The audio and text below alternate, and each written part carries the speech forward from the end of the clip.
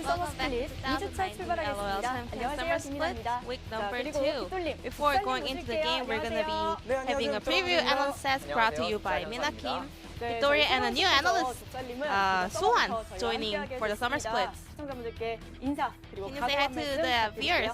안녕하세요. Hi. LEC, LCS 현재 북미와 유럽의 I'm a 현지 caster 해설을 맡고 for 있는 LCK and 한국어 해설을 맡고 LCS 있는 족잘 in 현석입니다. Korea. 잘 My name is 부탁드립니다. SoHwan. 네, 반갑습니다. Great to see you guys. 새로운 식구가 생겨서 더 든든하고요. We have a new family joining in, 앞으로 so we'll be 잘 looking forward to 부탁드리겠습니다. more 자, of the 지난주에 analysis for the Summer Split. 예상을 뛰어넘는 꿀잼 경기가 정말 많았습니다. So last week 이제 we had the 5일 first 진행이 week of the 됐을 Summer 뿐인데 Split, 재밌어서 and we only 재밌습니다. have 5 days, but the game was so exciting and entertaining. Well, there wasn't a lot of change, but we could see that a lot of teams have been preparing a lot, and it's really hard to predict the rankings of LCK currently. And summer is about Worlds, so I'm still looking forward to seeing which team can make it to Worlds. There are teams that have changed and there's teams that haven't changed yet. Especially Kiin and Afreeca, their changes are really noticeable and their result was really paying back. And let's check out some of the issues with highlight clips. 자, 서머 첫 펜타킬. Week 1, we already had the pentakill of the Summer Split. It was the first one of the season. And SoHwan talking about they were, well, Hanwha was trying a lot of new things, especially Camille on mid lane. 아쉬웠던 점은 이제 MVP는 However, Showmaker wasn't able to pick up MVP for that game. 참 저기서 이어나갔으면 좋지 않았을까 하는 생각도 드네요. 자, 그리고 초비의 저세상 CS, 마르지 않는 We CS. have to talk about Chobi's crazy creep score. 생각보다 아주 좋지는 않았기 Well, 때문에 Griffin, their first game, their performance wasn't really that clean. However, Chobi, his ability to farm well was really impossible. He's farming all of his lane and also taking away all the CS and jungle camps from the opponents. Also, Griffin showed a very firm and solid macro.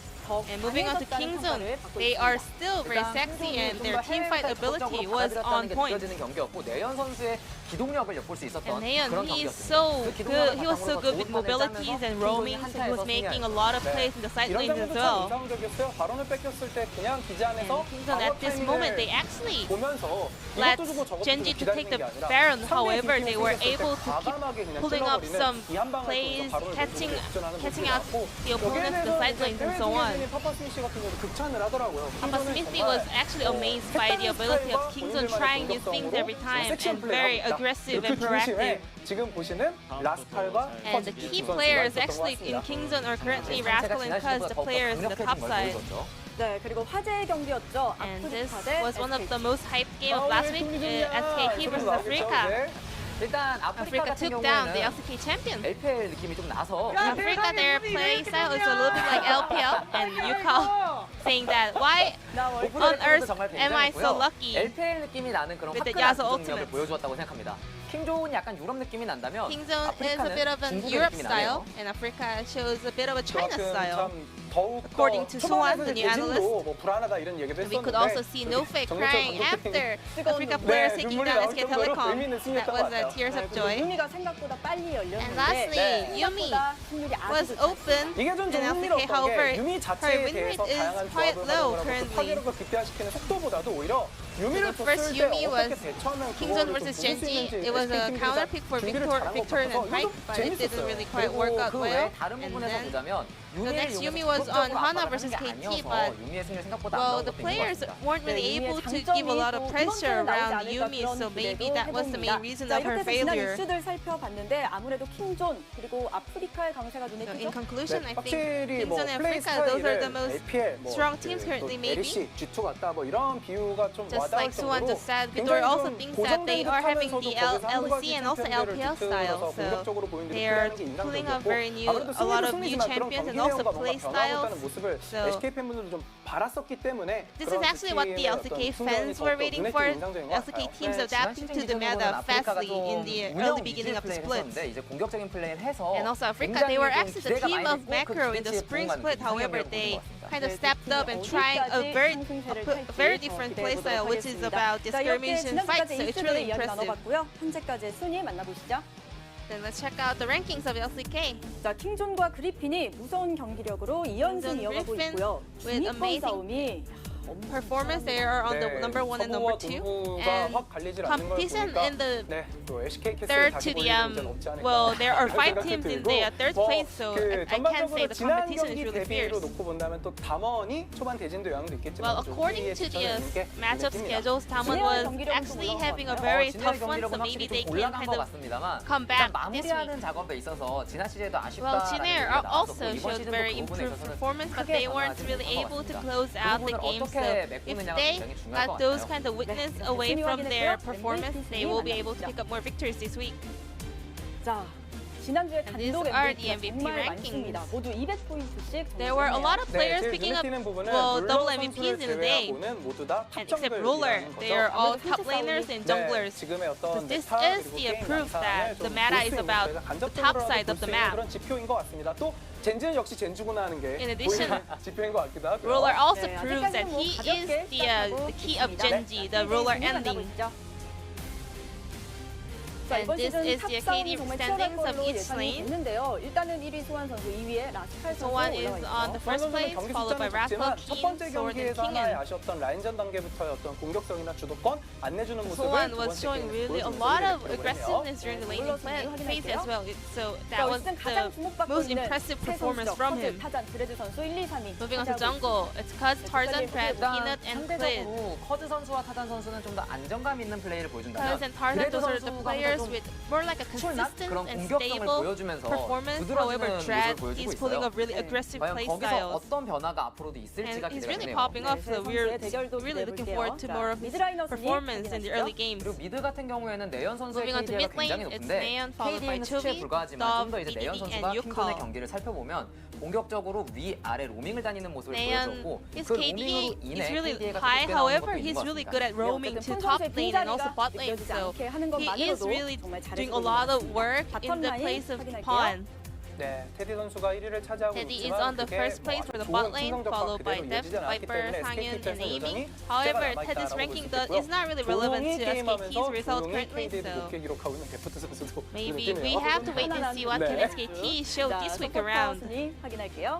Lastly, support ranking. 자, 여기서 눈에 띄는 거는 켈린 선수예요. 네. Most 진에어가 impressive 경기를 thing 승리까지 here is 완성시키지 Kellen. 못했지만 확실히 Well, 그래도 Jinner wasn't able to close out games in a victory. However, they have shown a lot of evolved performance last week. So 네, 이렇게 Kellen's high KDA maybe is the reference of their improved performance. 자, 이 순위들이 또 어떻게 바뀌어 갈지, 어떤 선수들이 새로 However, this ranking will change again 자, 그리고 after 지난주 this week, so we are also looking forward to it. And last week, there are champions that was 100% in their pick ban rate, so we're gonna take a look at the LCK week number 1 pick and ban rate top 5.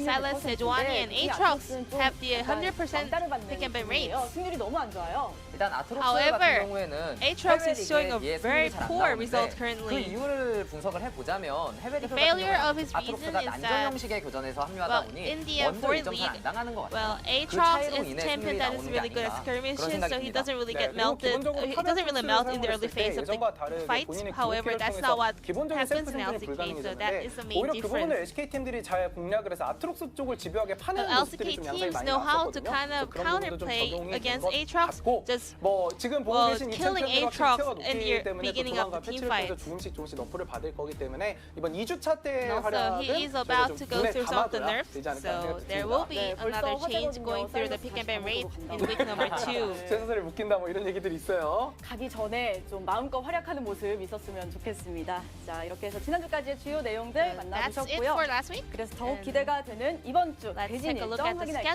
schedules of this week. Today we're going to be having a Hanwha Life 자, 이번 Esports 주에도 going up 정말 against Afreeca 엄청난 Freecs, and 경기들 match 펼쳐집니다. number 2 will be 토요일 Griffin 날 versus 아프리카 Sandbox 킹존의 Gaming. 경기가 있네요. 일단 And Saturday, 아프리카 Afreeca 킹존의 versus 경기가 Kiin 정말 would be 기대가 the 되는 highlight of 중에 this 하나는 week. 새로 바뀐 두 팀의 대결이기 Because 때문에 it's a match 공격적인 팀과 between 공격적인 팀의 대결. the two 어떻게 보면 new 이제 aggressive team 많은 in 시청자분들이 LCK. 화끈하게 치고받는 그런 So 경기를 a lot of 기대하시잖아요. fans are 그런 looking 경기가 forward to 될 see a 것으로 lot 예상이 of 되기 때문에 volatile 기대가 됩니다. games. 네, 또 하나 눈에 띄는 건 킹존과 Another SK highlight will 팀의 be 내일 있을 Kingzone versus 경기인데요. SKT 킹존이 tomorrow. 사실 지난 2라운드에서 Kingzone 엄청난 상승세로 플레이오프까지 갔었는데 having a 그때 real SKT에게 great momentum in the 플레이오프에서 second round robin in 졌었는데 spring split. However, SKT에게 they 일방적으로 were 졌던 것과 defeated 아프리카 by 뺏겼던 것 T1. 같고 세트로도 모든 팀을 However, 다 we are 이기는 looking 그런 forward 기록을 to 가지고 seeing some 있더라고요. of the new 그 King 기세를 Zone, 다시 some 만난 of the more SKT 앞에서 proactive, 킹존에서 aggressive 보여줄 King 거냐 Zone 아니면 this week. SKT도 So 지금 킹존을 will 한번 it be 잡아내면서 King Zone 분위기를 다시 taking 한번 down 쇄신할 SK 거냐? Telecom 이것도 with 진짜 their new 궁금해질 것 aggressive 같습니다. style, or will 이번 주도 T1 bounce 팬분들 back and 함께 take down King Zone and 즐겁게 regain their momentum? 달려주셨으면 좋겠습니다. 저희도 떨리는 마음으로 시작해 This will 보도록 be 하겠습니다. The 자, end of the 2주차 preview 첫 analyst desk 경기 for week 한화생명과 number 2, 아프리카의 대결 and I'm going to 지금 pass it back to our 시작할게요. casters. Thank you. Welcome, ladies and gentlemen, to Summer 2019 LCK. I am Atlas, back with Papa Smithy once again. And sir, we have some big games coming up this week. An interesting first week this time around. Spring was definitely very East versus West, but this time we got a lot of teams in third place. And a lot of teams still trying to make their opening arguments for why they may be a candidate for Worlds. That's what it's all about. It's the summer season, so we're focusing on those 3 teams at the top. And while King Zone have come out firing and then some, they seem ready, they have new ideas, they're playing aggressively. Everyone else, to different degrees, from 2nd place through 10th, have flooded to the scene. Jinez looked better. Damwon Gaming had a nice start, but no match wins. SK Telecom in a kind of a struggle so far to find their identity. So with one team knowing who they are, the opening argument started last week. They're cemented by the end of this week, because that's 4 matches of the 18 done. I want to see how teams have reverberated from the first week, and I want to see how much they've learned now that we finally have 10 best of 3s played on the Korean stage. Exactly, we're going to start with Hanwha Live versus the Afreeca Freecs. Afreeca fresh off their victory against SKT, Nofe in the booth, crying for what felt like 15 minutes. That's true. After that series, he was so incredibly relieved. You could see it on all of the players as well. That was a big test for them, but the tests continue with the Hanwha bouncing back after their opening loss. World-class mic check is one of our statements between these games, and to be fair, Ucal, No, that is just Ucal. he was popping off in that particular, and that's what we're alluding to there. I actually think this is a really interesting game, because a lot of people are coming in high on Afreeca. They beat SKT, so how can you not be high on them? Yeah. But I actually think that Hanwha Live could be the kind of conniving, smart team and engineer the downfall of Afreeca. I look at Afreeca and say, on their day, this team can beat anyone. Also, on their day, they can lose to anyone. So this is a bit of a trap game. If Afreeca are building, they need to win today. Hanwha Live bounced back from an objectively abysmal opening game to be pretty smart in their victory a couple of days ago. So on both sides, there's good arguments for why Hanwha Live and Afreeca can escape with a victory. Yeah, and there's also the question of the top lane as well, and that is always the question when you're up against the Afreeca Freecs. You have Kiin, that juggernaut, up there towards the top side of the map.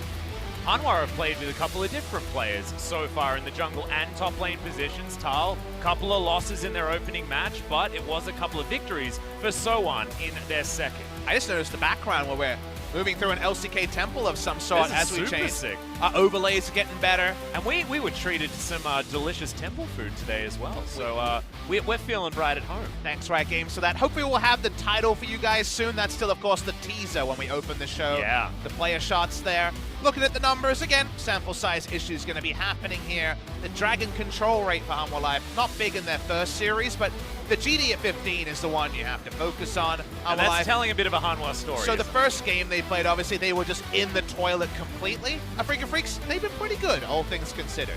Yeah, exactly right. We are going to be having a look at some highlights for both of these teams, just to catch you up on what happened in week 1 for both Hanwha and the Afreeca Freecs. So let's let it go.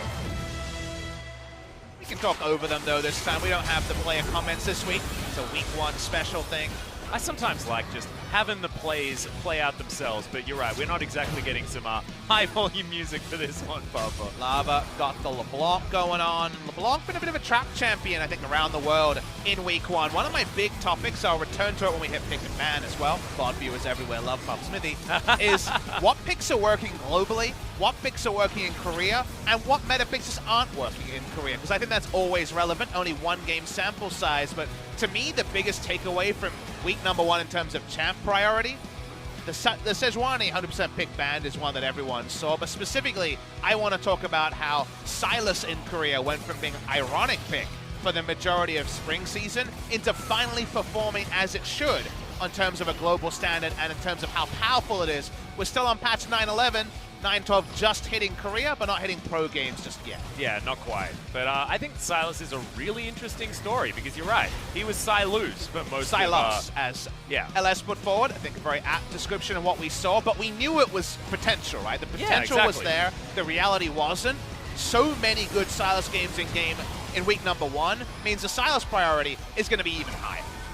Well, I mean, this was absolutely sick stuff out of the Afreeca Freecs, aiming narrowly, avoiding FLICKR there. That was when the tilt really set in, I believe. But it was towards the end of the series. This is going to be our key matchup, and I think this is absolutely on the money. Lava versus Ucal. Lava playing Fizz on purpose, and Ucal yelling about everything in all of his series. See, I would have gone another way. I think you missed the trick there. It's Lava on Fizz and Ucal playing. Just the fact that he's playing is so relevant. Yeah, it's absolutely because he wasn't true. in the consideration in spring, so it's been really rejuvenated things. See Ucal back in the lineup. The beasts around him are now no longer one split rookies. Now they're actually here for a second split, third split, fourth split for some of the different players.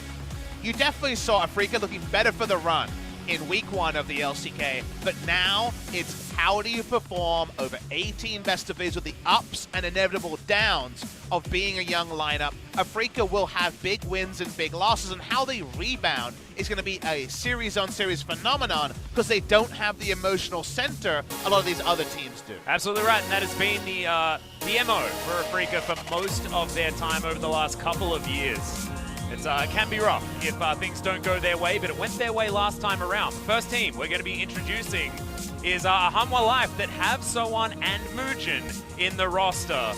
It's going to be very interesting, of course. Moojin only playing in their debut game, and he's now back in their debut game of week 2. And we'll see how he plays alongside SoHwan. And it does feel a little bit like a why mess with success moment because they won their last series out and yet they're making a change. So Tal doesn't come back in, SoHwan retains a spot, but Bono was playing in that last series. I imagine it has to be champ pool and scrim related. They're going to be running Moojin again today.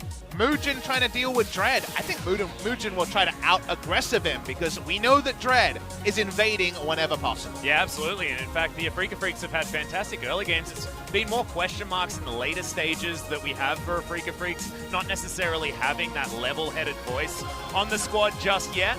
We'll see whether Dread can actually have that aggression met, because that might be the downfall. Because if Hanwha get a lead early in this series, I think that it might just be lights out for the Afreeca Freecs. We saw how difficult it was to close a game against SKT with an 11,000 gold lead. And I hope Afreeca know, and I hope Nofe is instilling. He is, of course, going to have to be the emotional center. No lead is too big for you guys. They are definitely a team in the mid-game when they have to work out how to end the game with sideways in the right spot. When is the right time to bait a Baron? How do we turn from Baron? They trip over their execution more often than not, but they have players skilled enough to manufacture leads more often than not. So I agree, the one part where they fall behind in the early game, it's either an all-in inspired 5,000 gold behind, and that either works or it doesn't. Yeah, right? exactly. So I think they're going to be a really interesting team to track. I thought that's what we would see in spring, but they were no-hopers kind of very early, and they never got their rhythm together.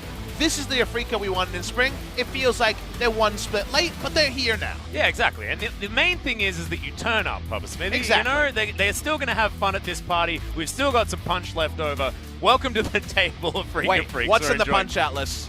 Just some pineapples, some mixed fruit, things like that. This is a PG-13 punch, okay? Okay. All right? Usually the punch has something questionable in Yeah, there, unless you've invited the wrong people, in which case they're walking over to the punch with shifty I'm not eyes. sure if everyone on Afreeca can even drink the punch. Well, I know that Spirit would be drinking the punch, but he's not here right now. So he's sipping the punch. He is sipping the punch backstage, and they're not letting him sub in the next game. Hey, if we ever see Damwon Gaming play punch, there's a good sip in the punch. Oh, damn. Lying there. I'll leave that in your mind. Maybe Yeah, that's thank you for a very future much. cast. Yeah, we'll see what we can get to. But speaking of getting to things, we are very close to the ban and pick for the first game here. Sorry, pick and ban, Papa Smithy, because of course I'm not with LS. You don't tolerate the ban and pick. What I tolerate is change and improvement. Week 1 is done. What have all the coaches made on 10 best of 3s and now actually working out what the LCK Summer Korean meta looks like? We've made our notes. We're expecting adjustments. If you ask me for a very simple kind of elevator pitch, I think SoHwan, Lux, Aatrox, Silas on the way up, even though Aatrox's win rate wasn't there. Teams were working out a bit as the week went on. I don't think he's blind pickable, but people are learning when to pick him, right? Yeah. I think Olaf is the one that's the big loser in Korea. Right now, Olaf's seeing a 20% win rate. Warrior Olaf and then not finding the right fights means that Olaf's just too squishy and can't team fight. So those are some of the adjustments I look for. So do we see that rise in picks? And I think that Sona has joined the conversation because Sona Tom, Sona Gallia, not just Sona Taric, Sona Carry in general. Deft was out there saying, this champion's just broken. He is. She is. It's really scary stuff. Also, I mean, things like Sona Pike were getting banned in the second round. People are just happy to pick Sona and then not care about what supports they're going to get. As speaking of supports, Nautilus taken away from Senan. It's been the most core thing in the last 3 days of week 1 is 2 or more blue side support bans because support first pick is very viable at the moment. There's a lot of supports. Lux, for example, left open at the moment.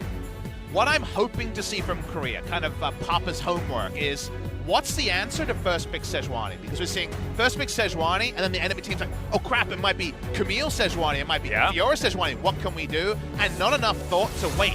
What beats SoHwan? Because we saw it come through in the LEC and other regions. Trundle jungle is a reliable answer to SoHwan jungle, and it's not a gimmick, it's a very reliable performer. So I think when we do see SoHwan left available, some Trundle this week is on the docket from my estimation. And we might get it in our second series as well. I mean, Tarzan's still toting a pretty good win rate on the old Trundle as Aurelia is snapped up as first pick. Yuumi left available. Aatrox left available, but not for long as Kiin locks that one in. Almost every jungler that Dread likes to play is also on the table. So, Aatrox claimed, what about Lux priority? Oh, Papa Smithy can circle his razors. Seems like these teams have been looking at what's been working. Lux, 75% win rate in Korea. This is a champion. If you're wondering why it's back in the meta, I've talked about it a couple of times, but we'll reiterate now. It can room to answer every scenario. Engage support that used to always counter Lux, Aftershock, and suddenly she's got defensive utility. Oh, if she's outranging a Tahm Kench, take Guardian, you're fine. If you want to take more harass, you can go into some of the aggressive choice in the sorcery tree. Very flexible champion that wins lane, gets you turret plates. In my mind, I think, yep, that sounds like Jace. Sounds like Lux support as well. Yep, sort of works. And also being able to stay immune to damage in a lot of team fights as well with the AoE shielding that she provides with her W that you get a max first is real scary stuff as well, Papa Smithy. It's stuff that does change how a lot of these team fights do work. Xayah is the consideration without the Rakan, which I thumbs up. I think right now, Xayah alone is stronger than Xayah Rakan in many scenarios, and Rakan is only viable with Xayah. Was horrified to see a lot of teams respond to a first round Xayah with Ezreal Rakan and other Rakan lanes just don't perform anymore. With Rakan being toned down in power so much, very conspicuous when he's not with Xayah. Now Xayah Rakan as a duo is still powerful, but I think Rakan alone has never been weaker. And when we had metas where teams would separate Xayah and Rakan, it was SKT with Bang and Hanwha Life with Xayah on Sangyoon that were the two best Xayah-only teams. So I'm actually just hyped to see Sangyoon jumping back on the side.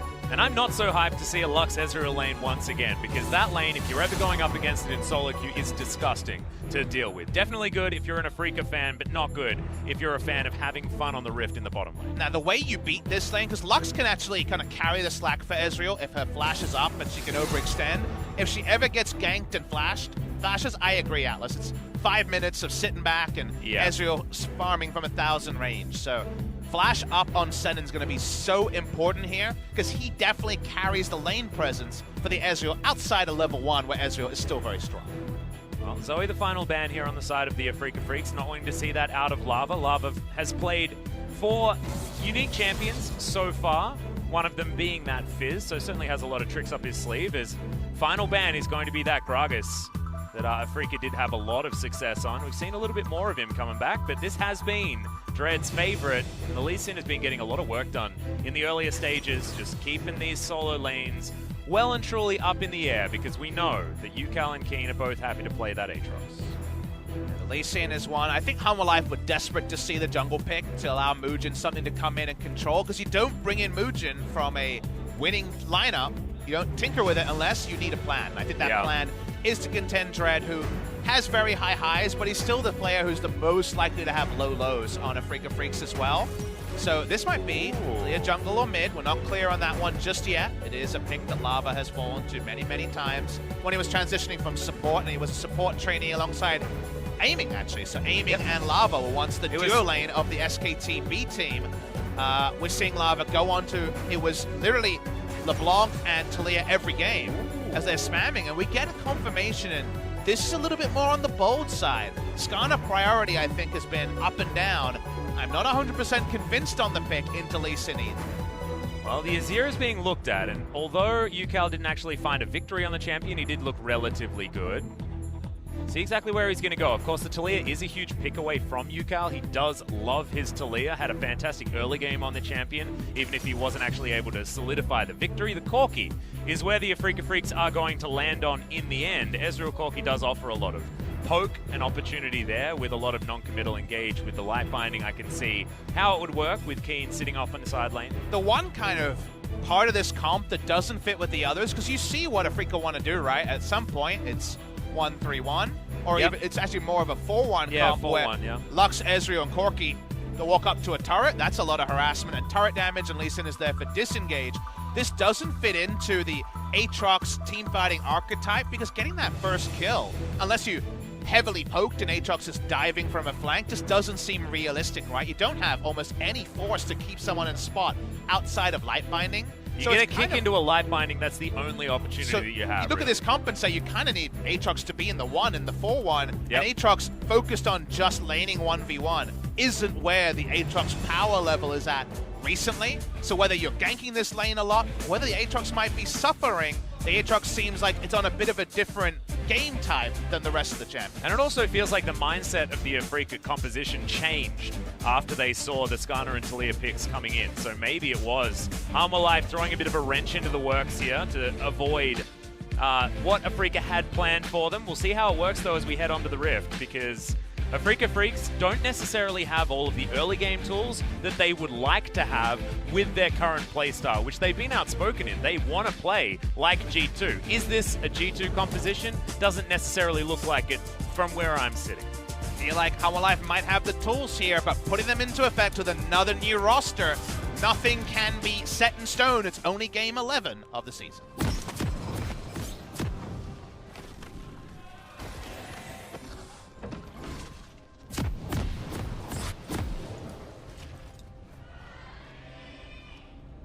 Afreeca fans are pretty strong voices here today. I mean, I wasn't quite expecting it. We're still filling up here at the LoL Park as it is relatively early on a Wednesday. However, still desperate to see Afreeca get some more victories. And as we have a look over what they've decided to go with when it comes to the runes, no surprises apart from, I guess you could say, Kiin with the Grasp of the Undying coming in just to keep himself alive against Aurelia as much as he can. And this game is deceptively a big one for me, because I feel like your season's tone is set on whether you win or lose this game. It's not one you can get back. It's not one you can reclaim. And I think these are both teams that look at their spring and say, we should have done better. Hanwha Life once again knocking on the door of playoffs, and Afreeca just not even contending.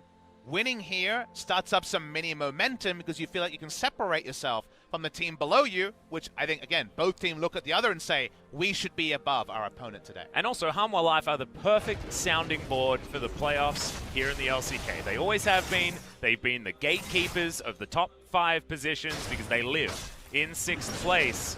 We'll be able to see whether Afreeca are going to be vying for that playoff contention as the early game starts. Smart move from Hanwha Life. It's a fake leash by Sangyoon and Kiin, with Skarner starting topside to throw Lee Sin off the scent of the enemy, and Skarner usually predictable in the pathing, and Dread predictably aggressive as a player. You almost never want to give up bot lane control, so it's very conspicuous that you don't show up in lane early against Lux Ezreal, because you lose lane control and push power for the level 2 against a lane that's very much for the lane. So there's no reason that Afreeca should think it was a fake leash, and the winner from that should be Moojin. Well, we'll see whether Moojin can actually play around this one effectively. Can understand the idea completely. Dread's gone for what feels like a full clear, going red to Krugs and then immediately down towards his Raptor camp, so maybe not going to get as much out of it on the Hanwha side as they would have thought. you see Dread moving up to level 3 now. See whether it is just going to be that full clear, or whether there will be more. Still, 2.5 minutes in, no Rift Scuttlers on the Rift just yet after the change. If a Predator jungler gets more camps and gets to level 6 first, while Lee Sin can fall back into a level 6 play pattern, it obviously behooves Moojin a lot to get an uninterrupted early game, and you just don't respect a Predator Skarner ganking at 3 minutes. Here he comes. Yeah, we'll see whether Senan's actually going to get caught out. Good hook, and the flash is going to be respected. Really nicely done, as Moojin does show himself. But of course, they knew he was there, as he wouldn't have walked that far up. But you're not expecting Skarner bot lane when you saw bot lane ostensibly leashed for the Skarner, and at 3 minutes before Skarner could have backed by boots for his Predator. They get a flash, and we already mentioned in Champ Select, it's Lux's flash, and given that Lux needs to carry the 2v2 laning phase for the Ezreal, it's actually a deceptively big win, because it's Moojin forcing something before he has ult. Yeah, absolutely. I think it's great. Dread's going to miss the Rift Scuttler. Definitely the best juker in the entire game, as Kiin's going to come and take the Rift Scuttle on the top side of the map. And this is the win that Afreeca got out of Moojin, going aggressively for that gank. His positioning was given away, and it meant that Dread knew that he did not have his boots, he did not have a keystone, and Dread is always going to win that 1v1 fight over the Rift Scuttler. So both of them now in the hands of the Afreeca Freecs. You don't always spot those. Wait, this is a very aggressive It's a lot of mana gone. Teleport there coming through from Ucal. I don't think he put too much thought into that one, but no. He's going to be fine. As you mentioned, 100 mana sacrifice, and he, of course, was living dangerously, wasn't full mana when he was coming back anyway. Yep. Frustrating for Ucal, and it's going to mean a very fast pushback. So there's always going to be things to swap, and it's actually a double back timing from Ucal. Well, he may as well. I mean, the minion wave was miles away. This cannon is going to go down, as Lava was completely out of mana. So double Doran's Blade start here for Ucal, continuing on his aggressive tack. It's kind of weird to teleport back in. All he gets on the back timing is the refillable and a decent minion wave position. It's kind of a big investment, I think, all things considered. Moojin is the most active Skarner ever. He still hasn't shopped. Just insane. Well, he's coming on over. SoHwan was doing some really interesting stuff to try and at least give Kiin the option of going aggressive, but Kiin's not going to bite off more than he can chew with a huge minion wave underneath his turret. So usually when you teleport in and shove, and that's what they got with the TP, you also get vision control for it, but Hanwha Afreeca already had vision control topside, and actually Lava gets away with backing in an awkward timing and clears the vision. So actually Ucal's teleport lost the map control, which is just a quirk of a double back timing.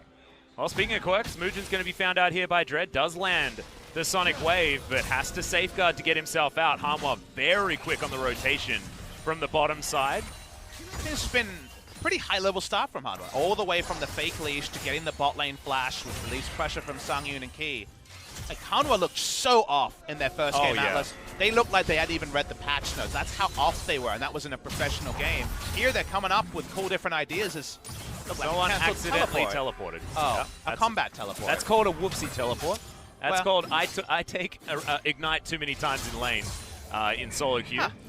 That's a big whoopsie. Yeah, it's a big whoopsie. In fact, the cancel was very, very fast there from Kiin. I mean, if it was me, I would get some free creeps before letting that one go, because you ain't canceling it unless he did it himself. As Ucal going super aggressive onto Lava, does still have Valkyrie. Doesn't actually have to use it. Holding onto it there when it looked like the seismic shove could have landed was pretty aggressive, as this is aggressive also. Lava has to be careful. I have a very important tangential question. Go. What was Def's reaction to that TP play if he was watching? Was it a grimace or a smile? Def's reaction? Because he, of course, had the famous Jace. I know. The Jace teleport. How did he react? Do you think he laughed about it, or do you think he relived a bad time in his life? I think definitely relived a bad time, but had a sly smirk on his face, as we're going to get the replay.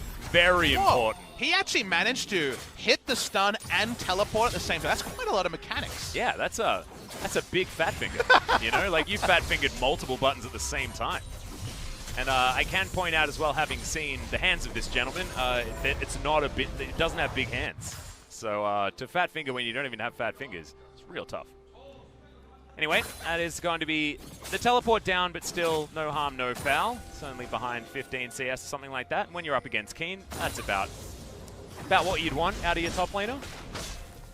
I'd love to speak to SoHwan to know what button he mispressed. Was it just the second part of E at the same time? I think he just double pressed E. I was actually looking at a keyboard. I have one in front of me, trying to work out how that would happen, because he was EE. And oh right, yeah, because that's no, that's ED at the same time. They're like right next to each other. Like, that's just a fat thing. guaranteed. Well, he's feeling a bit sheepish, but for now at least, in a pretty decent lane position. Down on effective items, Ninja Tabi against Longsword and Boots. Yeah, Ninja Tabi, of course, gets you a lot of value now that Aurelia does get more of that attack speed from the passive. Losing Singularity comes down, and Key unable to clear out that control ward as Dread will turn up in the nick of time. It's important also to remember we saw Aatrox versus Aurelia semi-regularly in previous metas.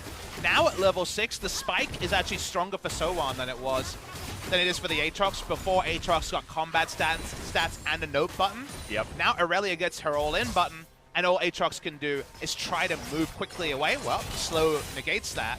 And or just try to fight on his own accord without the note button. So in terms of the level 6 all-in, I think Aurelia got relatively buffed. Here we go. Okay, got Lava the steal. says, yeah, thanks for the leash, because that was trying to be a handoff, but great vision available for Hanwha makes it so easy for them to steal that one away. Of course, threaded volley is still pretty good. Does True over a Barrage couple lands. of control wards as well, so Yeah. Afreeca will feel like they put in a lot of work to control the area just to have the blue buff stolen under their nose. A very important blue buff as well, given that Lava hasn't invested in mana regen in his early item. Yeah, no Lost Chapter available. Does have the Sork Boots, though, for the extra damage here as this game goes on. You can understand the mindset because Hanwha have themselves pretty good bridging composition from the early game to the mid game if Moojin can get there with his first Impale. And Afreeca Freecs are still looking to scale up to, what, 3 items on Corki is probably optimal. You want to get Kiin into a side lane pretty comfortably, but it can be difficult with Aurelia hitting Trinity Force timings.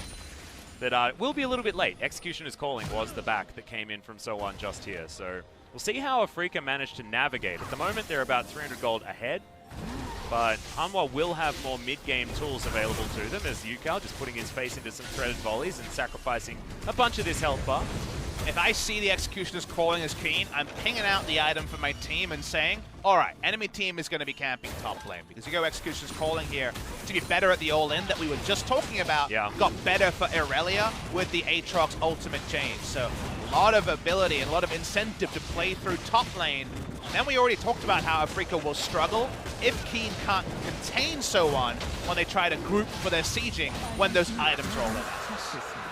Well, Cloud Drake goes over to the Afreeca Freecs without response. It was obviously Hanwha being more than happy just to give that one up due to the fact that they had their Skarner move down towards the Krug camp while they had Scuttle Vision in the area.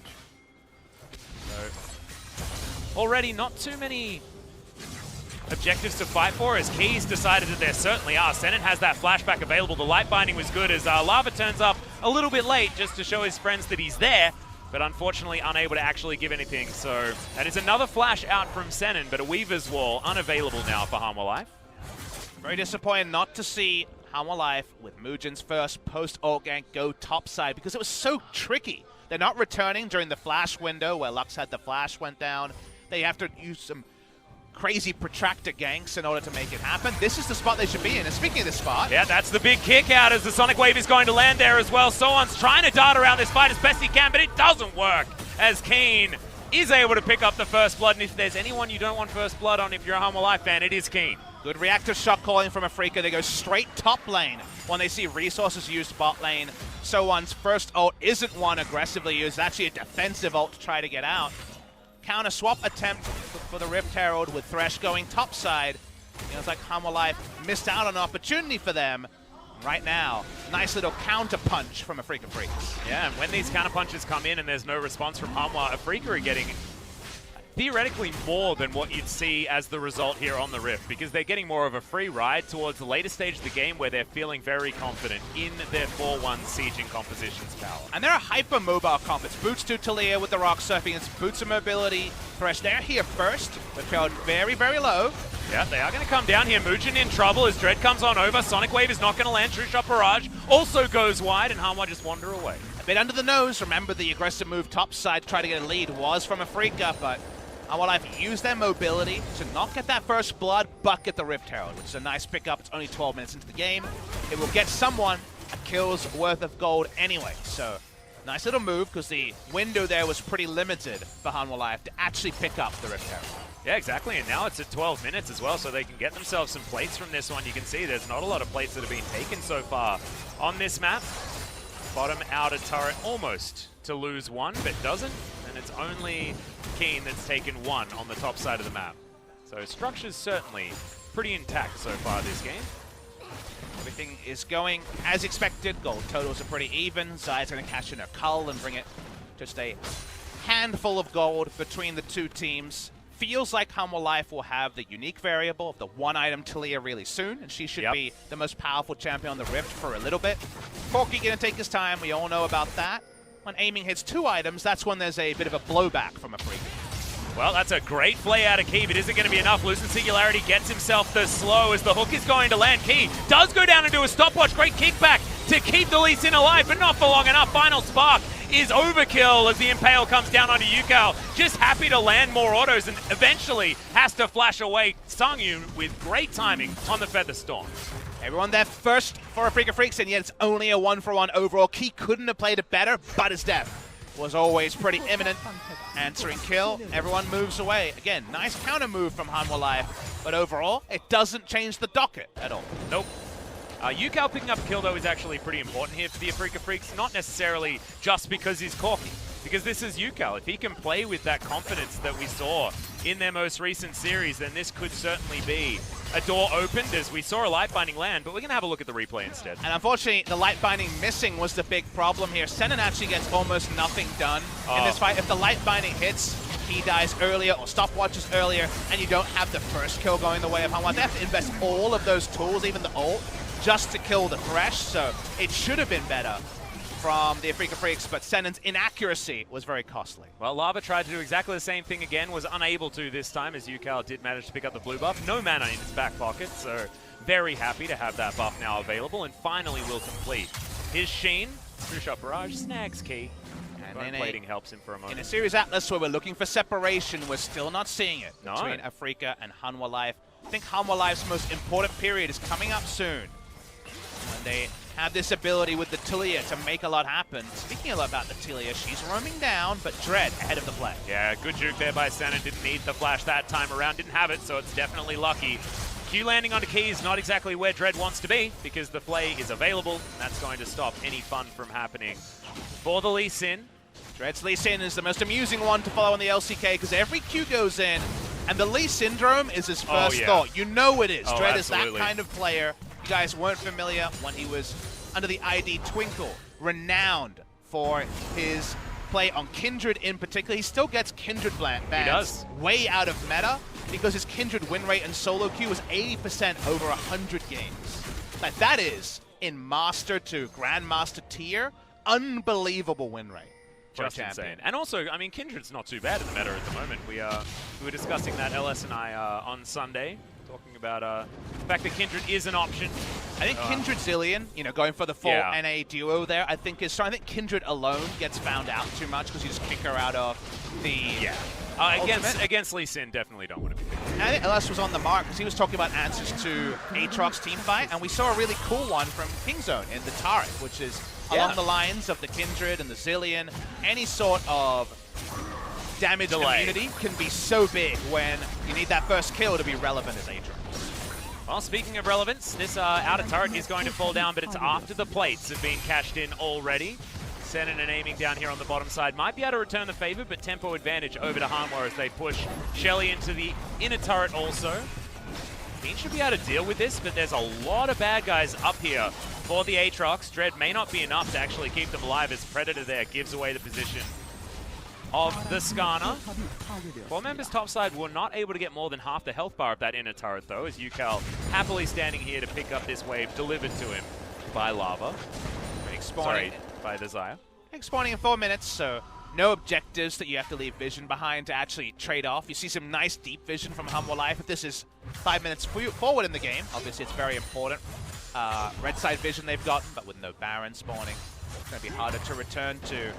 Always have to be careful not to just allow a freeze or a really bad lane spot for, say, Aatrox to get 3 ways of farm that Aurelia doesn't have access to, given that Hanwha Life are relying on SoHwan to have actual kill pressure on Aatrox in the 1v1. Talking about waves of farm, Ucal's picked up a few extra ones so far this game, ahead by 20 of the clock. Looking at about an 18-minute 200 CS margin is pretty damn impressive from the Corki, who's moving towards the top side to eat that one up as well. There's a reason why Kiin is falling behind. I think that Ucal's just been roaming around this map, taking as many of these minions as possible.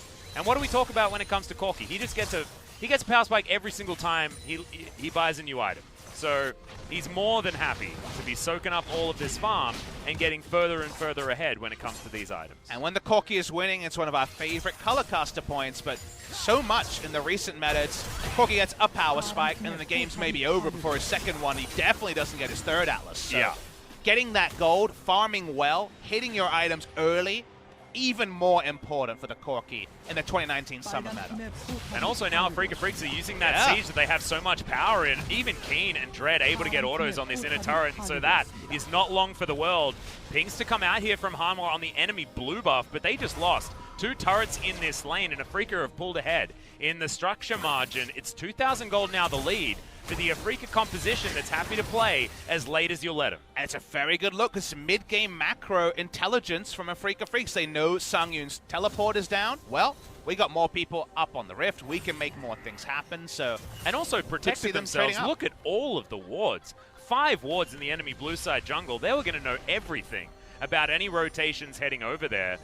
That was almost a win-win play out of the Afreeca Freecs, and that's what you want to see is Dread. Oh, the flash answered by a safeguard. Amazing play, and that's why you have the young guns with the quick fingers in your jungle. Feels like that's the result of another season of seasoning for Dread. It's smarter about how he approached his jungle. What seasoning is it, Papa Smithy? All purpose? It's a dry rub.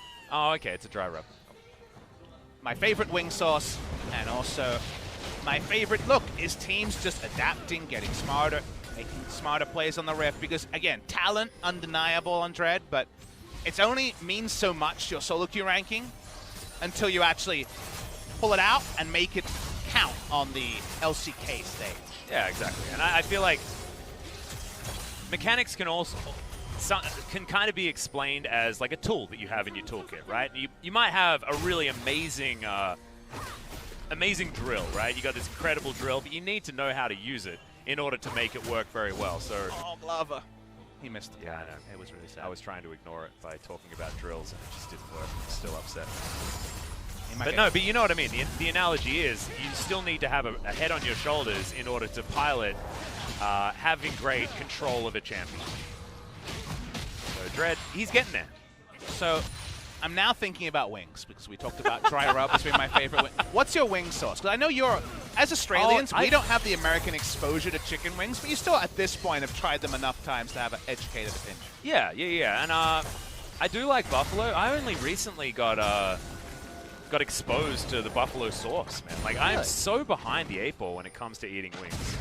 Do you reckon we need to make a YouTube series of like Australians react to, and then chicken wings would be one that's I think it needs to be like Australians in Korea react to, because we've been exposed to the weirdest foods, man. Like, we don't know a lot about some things that we definitely should, and we know a lot about things that we definitely shouldn't at this point.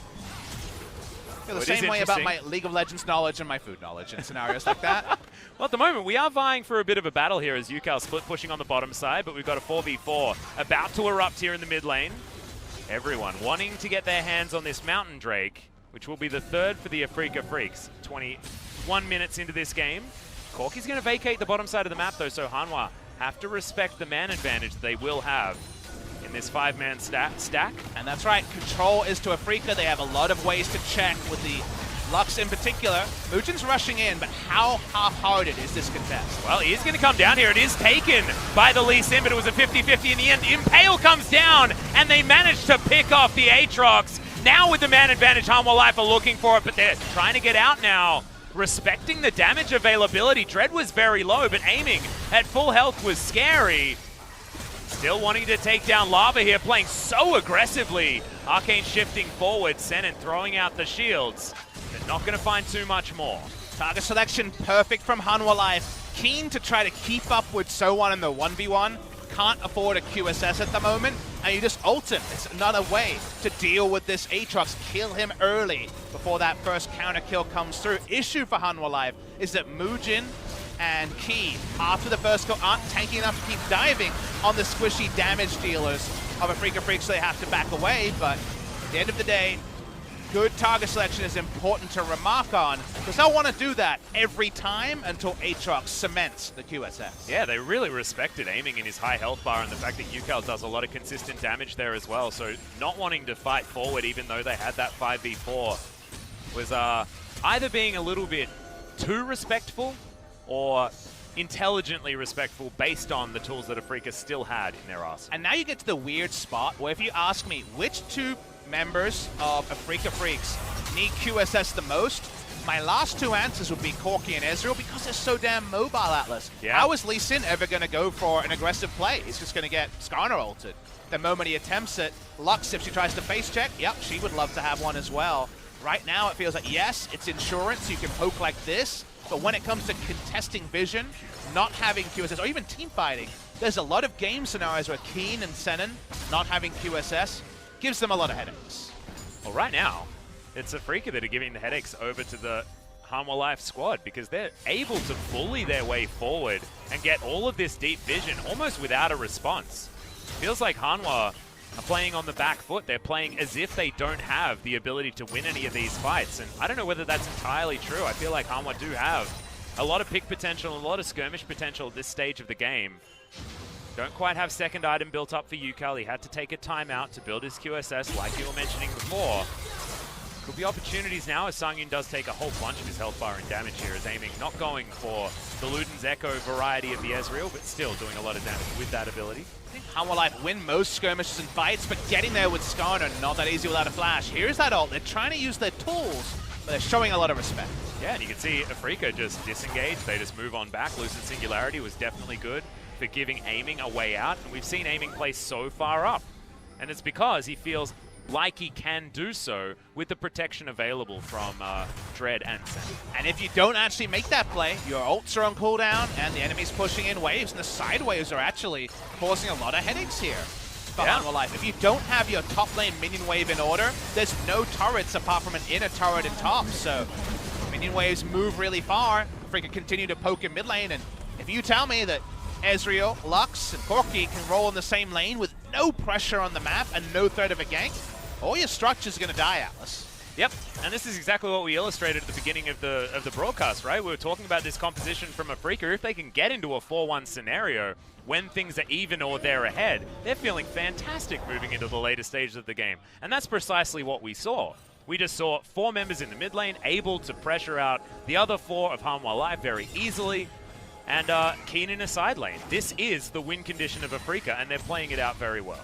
The Aurelia gets Trinity Force, and now can SoHwan get anything going in the 1v1? I thought that was pretty inevitable, but Hanwha Life have just never played topside for the Aurelia this game. You know, we never saw that early gank. It went bot lane of all things. Is Moojin rushing in? Again, still flash up. Yeah, Predator is going to fly forward as the Lux is going to get caught up, but flashes to get out of the way. I think that Impale was not necessarily calculated very well mechanically, as now Hanwha have been routed. That's a huge package delivered. Final Spark doesn't do huge damage, but it does manage to soften the members of Hanwha who are scattering to the winds. And is this going to be enough to lock down a Baron for Afreeca? They're definitely going to poke around at Atlas. Big mistake from Hanwha Life. They have the Thresh Skarner combo, the Griffin Special as we call it. Yeah. The key had no idea where Moojin was part of. They had no synergy as a jungle support duo, and that just meant they got nothing out of Skarner ult, and watch Baron explode. Exactly, Baron is done. You had one sentence there, Papa Smithy. The Baron didn't even last that entire sentence, as it is taken down and the Afreeca Freecs are in so much control. The call from Hanwha Life is Skarner ult into Lantern to extend the range, kill Lux instantly, but they botched it completely on the replay. Hopefully it will be clear for everyone to see. Then they've just got no threat on a fairly mobile, high damage trio on the side of Afreeca, so they say thank you very much. We don't even need a tank. We got Lux shields for days, and goodbye Baron for Hanwha Life. Yeah, it's only a Mountain Drake that they get in exchange, so let's have a look at this one again. No QSS, Senan can't walk up. Also means he's going to be flashed on, but watch Kiin. And Moojin takes in the different direction from where the Lantern's going to be. Where's the communication between the duo? Well, it's he horrible shorted to see. that Lantern so much, and then instantly dies for it. He shorted the Lantern, but Moojin was moving towards mid lane. Yeah, it's about as wrong as it could have gone. As speaking of which, this is Afreeca Freecs in a very good position. 2 siege minions. This inhibitor turret dies with that last shot of said Siege Minion. The 4-1 is beautiful right now. I had the replay on my screen. It was actually a Lee Sin kick away from the Lantern. Aha! That's why it looked so weird on our monitors. All right, that was just a nice play from Dread. All right. Well, that's the young man mechanics. Sometimes it even catches out.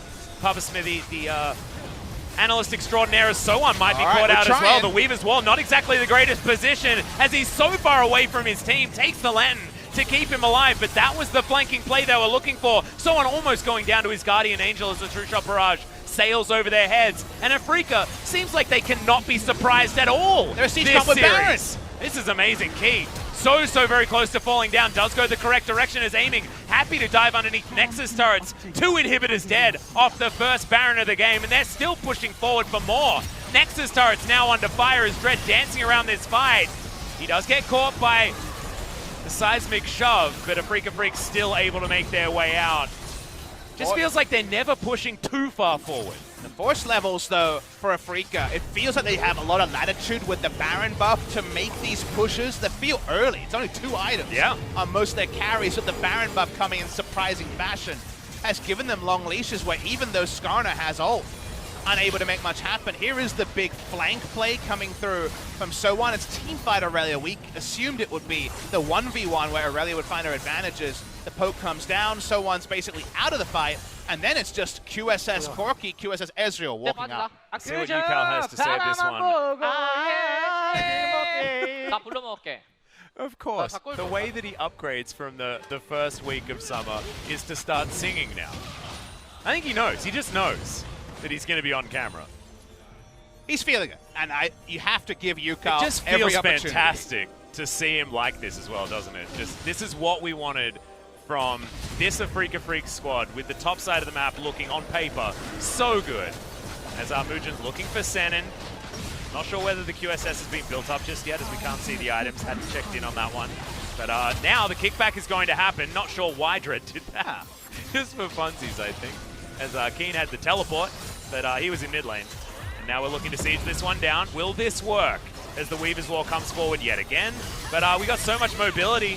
Vanguard's Edge flies forward, but it's not doing anything. The Aatrox doesn't even feel pressured to come down and try and threaten a 5v5. Starting to see the Hanwha Life, they give up the bot lane inhibitor. That's going to be all 3 inhibitors down. Hanwha Life just not able to pick a fight. Yep, they're just watching this game be lost. That's what's happening right now. We've got 3 waves of super creeps now on the board. Nexus turrets under fire. Can Afreeca do it?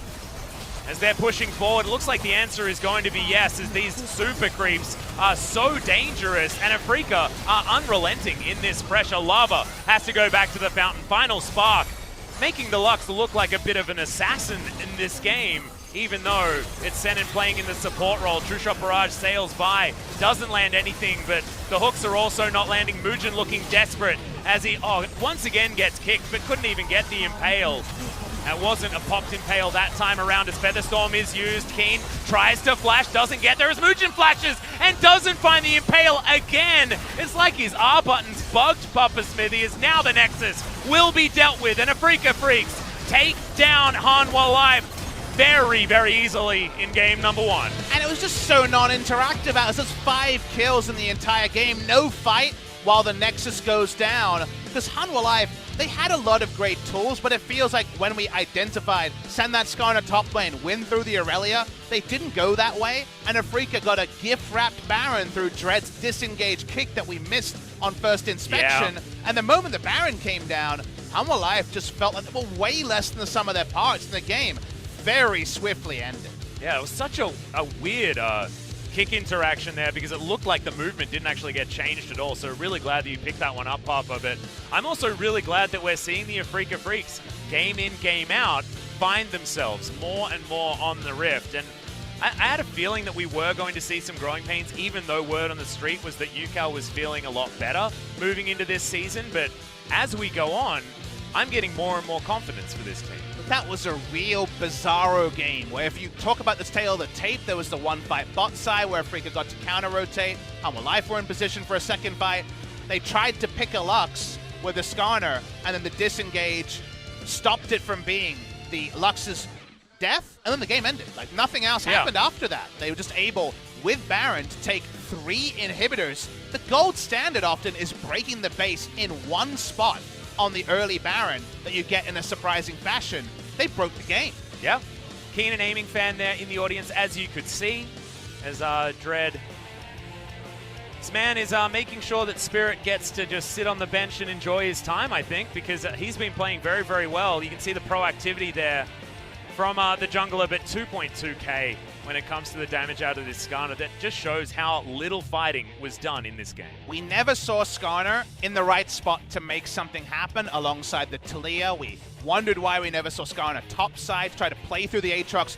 The Aatrox has been losing this season because he's been chain ganked in all of those losses, Atlas. Instead, Aatrox really wasn't able to do too much in this game, and yet the game ended so swiftly. It really did. So I want to see more out of Hanwha. It felt like we were watching a Gen G game where they were still fumbling with what the meta was and playing extraordinarily slowly to try and get Ruler to a winning state. But sangyoon wasn't even trying to play, you know, the Jugazaya situation that Ruler finds himself in so often. This was a Hanwha that just, I don't know, hadn't woken up yet. Well, hopefully they can throw out game number 1, show something different in game 2, because the game 1 identity didn't look clear. Yeah, thankfully we are in best of 3 scenario, so Hanwha do have another chance to come back in this series. Game 1 was certainly not something that you'd be too proud of, so the only way to go from here is up, Papa Smithy. We'll see you guys after the break.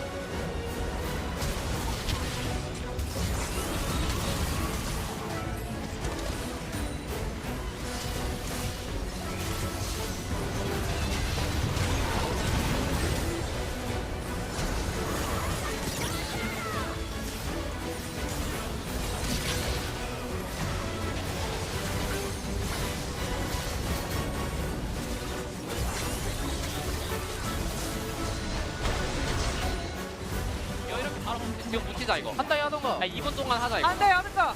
야, 물리는 것도. 야, 타워 이거 타워 쳐라. 타워를 매우 쳐라. 오케이. 타워를 매우 쳐라. 매우 쳐라. 야, W 조심. 야, 아, 이거 속박 한번 볼게. 라비오. 아, 라바 반피. 아, 개피야, 개피. 라비오, 라바 노일. 야 이거 타워. 나 방어 줄게. 스카너 풀. 아, 이래 노무야, 이래 노무. 이래 스카너 풀어, 스카너 풀어. 계속 나본다. 스카너 풀 있다, 스카너 풀 있다. 야, 나 한번 들어간다. 와봐. 스카너 풀 있다, 스카너 풀. 와봐. 야, 이거. 아까 요호! 야야 타서. 나 폴기. 아, 위에. 위에. 자야. 자야. 야, 넥서스를 자, 선생님. 스카너 높을, 스카너 높을. 야킬 타워 끝낼까? 아, 우연아 너 지금. 야 그냥 끝내. 오케이. 야, 넥서스를 매우 쳐라. 야, 쉴드 줄게. 넥서스를 쳐라. 넥서스를 매우 쳐라. 넥서스를 쳐라. 네, 아, 콜렉터야. 김호태. 선수분들 50분까지 참석 부탁드리겠습니다.